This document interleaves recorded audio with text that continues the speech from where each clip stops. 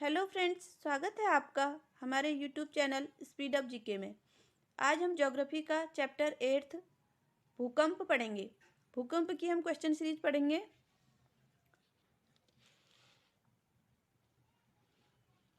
तो स्टार्ट करते हैं क्वेश्चन नंबर 1 से। क्वेश्चन नंबर 1 है, प्रत्यास्थ पुनश्चलन सिद्धांत निम्नलिखित में से किसकी उत्पत्ति की व्याख्या करता है? प्रत्यास्थ पुनश्चलन सिद्धांत को हम क्या कहते हैं? इलास्टिक रिबाउंड थ्योरी भी कहते हैं। इलास्टिक रिबाउंड थ्योरी यानी जो आपके एफ.एस. रीड थे, इन्होंने पृथ्वी पर आने वाले भूकंप के क्या क्या कारण है इसे जानने के लिए यह सिद्धांत प्रतिपादित किया। तो इसका आंसर हो जाएगा भूकंप। प्रत्यास्थ पुनश्चलन सिद्धांत किसकी उत्पत्ति की व्याख्या करता है? भूकंप की। क्वेश्चन नंबर 2, भूकंप की उत्पत्ति से संबंधित प्रत्यास्थ पुनश्चलन सिद्धांत का प्रतिपादन किसने किया? तो किसने किया था? एफ.एस. रीड ने। क्वेश्चन नंबर 3, पृथ्वी की आंतरिक संरचना की विश्वसनीय जानकारी प्राप्त करने का सबसे प्रमुख स्रोत है? तो क्या है? भूकंप विज्ञान। क्वेश्चन नंबर 4, भूगर्भ में जिस स्थान पर भूकंपी तरंगों की उत्पत्ति होती है उस स्थान को क्या कहा जाता है? भूगर्भ में जिस स्थान पर भूकंपी तरंगों की उत्पत्ति होती है उस स्थान को क्या कहते हैं? भूकंप केंद्र। क्वेश्चन नंबर 5, भूकंप मूल वह स्थान होता है जहां भूकंप मूल यानी फोकस, तो आंतरिक पृथ्वी में जहां से भूकंप की उत्पत्ति होती है उस बिंदु को हम क्या कहते हैं? भूकंप मूल या फोकस कहते हैं। तो इसका आंसर हो जाएगा जहां से भूकंप की उत्पत्ति होती है पृथ्वी के अंदर। ठीक है। क्वेश्चन नंबर 6, अधिकेंद्र यानी एपिसेंटर भूकंप का एक बिंदु है जो संबंधित है। यानी अधिकेंद्र किसे कहते हैं? भूकंप उद्गम केंद्र के ऊपर भूपृष्ठीय बिंदु से। इसका संबंध किससे है?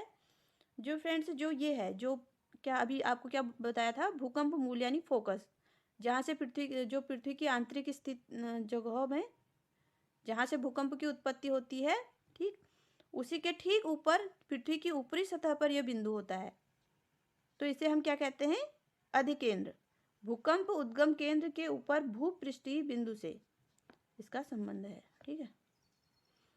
क्वेश्चन नंबर 7, पृथ्वी के सतह पर भूकंप के केंद्र के ठीक ऊपर के बिंदु को क्या कहा जाता है? क्या कहा जाता है? उत्केंद्र। क्वेश्चन नंबर 8, भूकंप में धरातली तरंगें होती हैं। तो भूकंप में धरातली तरंगें कौन सी होती हैं? एल तरंगें। एल तरंगें यानी लॉन्ग पीरियड वेव्स भी हम इन्हें कहते हैं, तो इसलिए हम इनको शॉर्ट में एल तरंगें भी कहते हैं। तो तरंगें 3 होती हैं, जैसे 3 प्रकार की होती हैं। प्राथमिक तरंगें यानी इसको हम पी वेव्स कहते हैं, और द्वितीयक तरंगें इन्हें हम एस वेव्स सेकेंडरी वेव्स कहते हैं, और थर्ड है आपका लॉन्ग पीरियड वेव्स, तो इन्हें हम क्या कहते हैं? धरातली तरंगें कहते हैं। तो आगे बढ़ते हैं। क्वेश्चन नंबर 9, निम्नलिखित में से कौन सी भूकंपी तरंगें सर्वाधिक क्षति पहुंचाती हैं?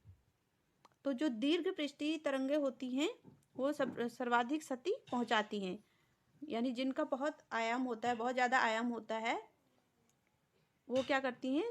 सर्वाधिक क्षति पहुंचाती हैं। तो सबसे ज़्यादा आयाम किसका होता है? वो होता है आपका यहाँ पे धरातली तरंगों का। क्वेश्चन नंबर 10, निम्नलिखित में से कौन सा कथन सही नहीं है? तो कौन सा कथन सही नहीं है?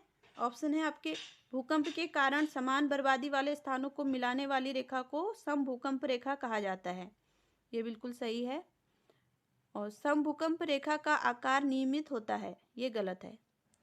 उन स्थानों को मिलाने वाली रेखा जहां भूकंप एक साथ आते हैं सह भूकंप रेखा कहलाती हैं, ये भी बिल्कुल राइट है।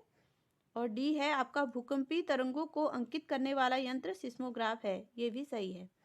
तो आंसर हो जाएगा आपका ये बी, समभूकंप रेखा का आकार नियमित होता है। ये गलत है। अब आगे बढ़ते हैं। क्वेश्चन नंबर 11, निम्नलिखित में से कौन सा कथन सही नहीं है? इसमें भी 4 ऑप्शन है। ए है रिक्टर स्केल भूकंप की तीव्रता मापने का एक यंत्र है, ये बिल्कुल राइट है। बी है रिक्टर स्केल एक लोगारिथमिक स्केल होता है, ये भी सही है, लॉग वाला स्केल होता है। क्वेश्चन नंबर सी, यह स्केल भूकंप की ऊर्जा को मापता है, ये भी सही है। तो कौन सा सही नहीं है? इनमें से कोई नहीं, सारे सही है। क्वेश्चन नंबर 12, अंतः सागरीय भूकंप द्वारा उत्पन्न समुद्री लहरों को क्या कहा जाता है? तो अंतः सागरीय भूकंपों द्वारा उत्पन्न समुद्री लहरों को क्या कहा जाता है? सुनामी। क्वेश्चन नंबर 13, सुनामी का मुख्य कारण निम्नलिखित में से कौन है? तो कौन है? भूकंप है, जो कि कहाँ होता है? सागरों में, महासागरों में होता है। क्वेश्चन नंबर 14, विश्व के सर्वाधिक यानी 63% के लगभग भूकंप निम्न में से किस पेटी में आते हैं? कहाँ आते हैं? परिप्रशांत महासागरीय पेटी में। कहाँ आते हैं? परिप्रशांत महासागरीय पेटी में।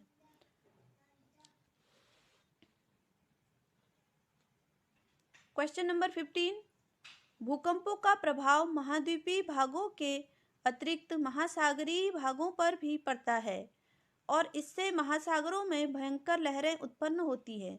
इन लहरों को किस नाम से जाना जाता है? इन लहरों को किस नाम से जाना जाता है? सुनामी। क्वेश्चन नंबर 16, सुनामी किस भाषा का शब्द है? सुनामी किस भाषा का शब्द है? जापानी। क्वेश्चन नंबर 17, किस देश में भूकंप से उत्पन्न विनाशकारी समुद्री तरंगों को सुनामी कहते हैं? वो ये। क्वेश्चन नंबर 18, तरल पदार्थों से होकर न गुजर सकने वाली भूकंपीय लहर कौन सी है? तो जो तरल पदार्थों से नहीं जा सकती हैं तो उन्हें क्या कहते हैं? वो कौन सी होती हैं? Secondary waves. बाकी प्राइमरी वेव्स जो होती हैं वो ठोस और द्रव दोनों में गति कर सकती हैं, और जो लॉन्ग पीरियड वेव्स हैं वे तीनों में, ठोस, द्रव और गैस तीनों में गति कर सकते हैं। सेकेंडरी वेव्स क्या होती है? केवल ठोस में गति कर सकती है। तो आगे बढ़ते हैं। क्वेश्चन नंबर 19, रिक्टर स्केल का प्रयोग किसके मापने के लिए किया जाता है? तो रिक्टर स्केल का प्रयोग किस चीज़ को मापने के लिए किया जाता है? भूकंप की तीव्रता को मापने के लिए। क्वेश्चन नंबर 20, सिस्मोग्राफ किसे मापने के लिए काम में लाया जाता है? सिस्मोग्राफ किसे मापने के लिए काम में लाया जाता है? भूकंपीय तरंगों को। सिस्मोग्राफी किसका विज्ञान है? सिस्मोग्राफी किसका विज्ञान है? भूकंप का। क्वेश्चन नंबर 22, समान भूकंपीय तीव्रता अर्थात समान बर्बादी वाले स्थानों को मिलाने वाली रेखा को क्या कहा जाता है? तो समान भूकंपीय तीव्रता वाली रेखा को क्या कहा जाता है? समभूकंप रेखा। इसमें क्या होता है? जैसे दो स्थान होते हैं, स्थान ए और बी जैसे हैं, तो इसमें क्या होता है? भूकंप की जो तीव्रता होती है वो क्या होती है? समान होती है भूकंप की तीव्रता, ठीक है। और जैसे इसका समय जो होता है वो अलग अलग हो सकता है, जैसे यहाँ सुबह के 9 बजे और यहाँ सुबह के 10 बजे भूकंप आया, लेकिन क्या है, अलग अलग टाइम पे आया है, लेकिन तीव्रता क्या है भूकंप की? वो समान है। तो इसको हम क्या कहेंगे? समभूकंप रेखा। क्वेश्चन नंबर 23, किसी क्षेत्र के उन स्थानों को मिलाने वाली रेखा जहां भूकंप एक साथ अनुभव किया जाता है कहलाती है। तो वो दो स्थान जहां, मतलब दो या दो से अधिक, वह स्थान जहां पर को भूकंप एक साथ अनुभव किए जाते हैं, यानी वहां पर का क्या होता है? टाइम, जैसे पॉइंट ए और पॉइंट बी, ये दो स्थान हैं, तो इनको मिलाने वाली रेखा क्या कहलाती है? ये क्या होता है? जैसे यहाँ पर 9 AM पर भूकंप आया, तो यहाँ पे भी 9 AM पर भूकंप आएगा। तो इन दोनों स्थानों को मिलाने वाली रेखा को क्या कहते हैं? कहते हैं सह भूकंप रेखा। यानी जो एक साथ उत्पन्न हुई है। ठीक है, किसी क्षेत्र के उन स्थानों को मिलाने वाली रेखा जहां भूकंप एक साथ अनुभव किया जाता है कहलाती है सह भूकंप रेखा। इसकी तीव्रता, भूकंप की तीव्रता जो है बहुत समान नहीं होती है, लेकिन समय क्या होता है, एक समान होता है। एक ही टाइम पर वहां पे भूकंप आता है।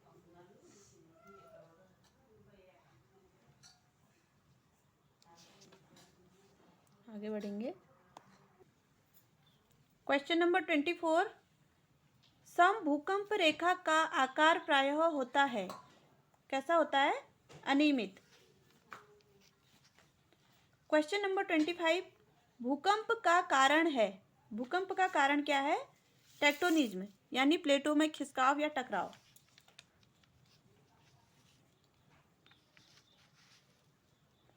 क्वेश्चन नंबर 26, अग्निवलय प्रशांत महासागर के उस विशाल क्षेत्र को कहते हैं जहां कुल भूकंप का 68% आता है। कितना परसेंट, 68, 68%।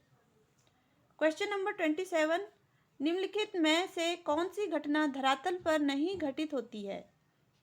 तो ज्वालामुखी भी धरातल पर, अक्षय, अपरदन, ये सब क्या होते हैं, अपक्षय, अपरदन, ये सब धरातल पर होते हैं। सुनामी क्या होती है, सागर या महासागरों में होती है।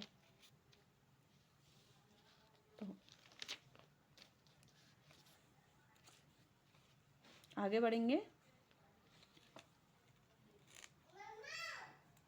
क्वेश्चन नंबर 28, निम्नलिखित में से कौन सी अनुमेय प्राकृतिक आपदा है। अनुमेय प्राकृतिक आपदा है भूकंप। क्वेश्चन नंबर 29, निम्नलिखित में से कौन सा एक एशिया के पूर्वी सीमांतों में होने वाले भूकंपों का कारण बताता है। कौन सा है, एशियाई प्लेट के नीचे पैसिफिक प्लेट का अवगमन। एशियाई प्लेट के नीचे पैसिफिक प्लेट का अवगमन क्या बताता है, एशिया के पूर्वी सीमांतों में होने वाले भूकंपों का कारण। तो थैंक यू फ्रेंड्स, फिर मिलेंगे अगली वीडियो में। धन्यवाद।